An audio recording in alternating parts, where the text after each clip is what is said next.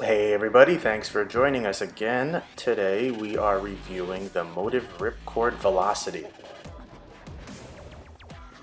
If you like what we do, follow us on Facebook, Instagram, YouTube. Don't forget to subscribe and check us out on Patreon.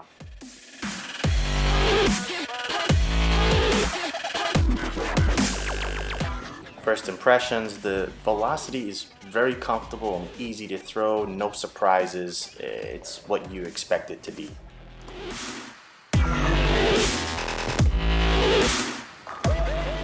Alright, let's jump in. The Ripcord Velocity is now the only Ripcord line ball in the current Motiv lineup. That said, it feels like the lineup is a little simpler at the current time, with nothing in the middle besides the Velocity. And here's the nice thing with this particular ball. Nothing else directly competes with it in the Motiv lineup. It has nothing else to cannibalize it, essentially. It's a medium strength, good response pearl. The tridents are heavier rolling. The Fatal Venom is slower response. So it's the Goldilocks winner here if you're looking for something smack dab in the middle. And that's the Ripcord Velocity. Arsenal building is a little more complex than that, or maybe simpler. I like the Velocity in the mid-late category for my arsenal, so that would actually push the Fatal Venom out of the bag from that spot. Now again, they are a little different, but since they fit in the same category, if you wanted to keep it simple, you would choose one shiny angular ball essentially. Now, the ball reaction itself, it's pretty straightforward. I mean, ball reaction is not a big surprise for Motiv fans of recent pieces. They found a way to have quicker response chemistry on their pearl formulations.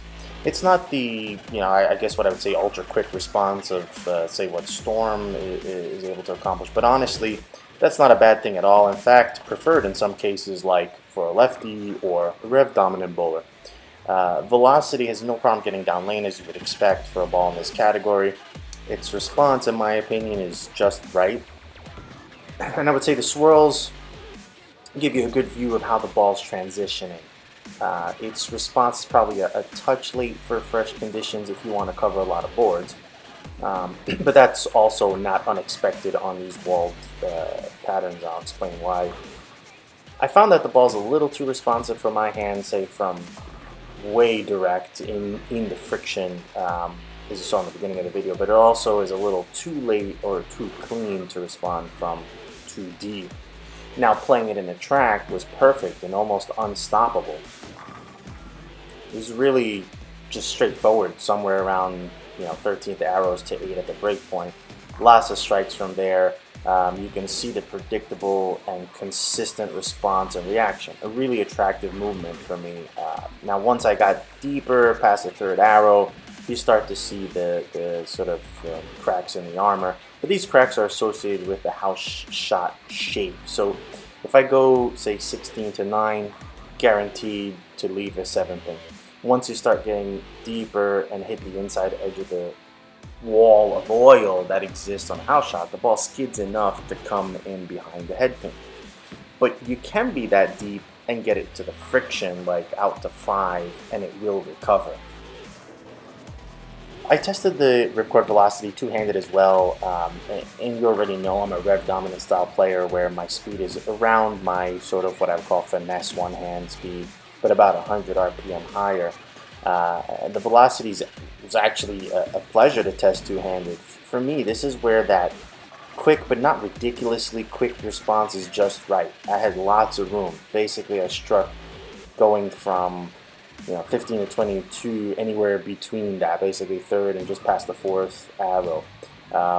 And you can see intentionally using various breakpoints that had the pocket regardless. The extra rev rate meant that if I hit 10 down lane, it was still strong enough to drive through the pins while also being plenty responsive, getting it out to 5 or even further.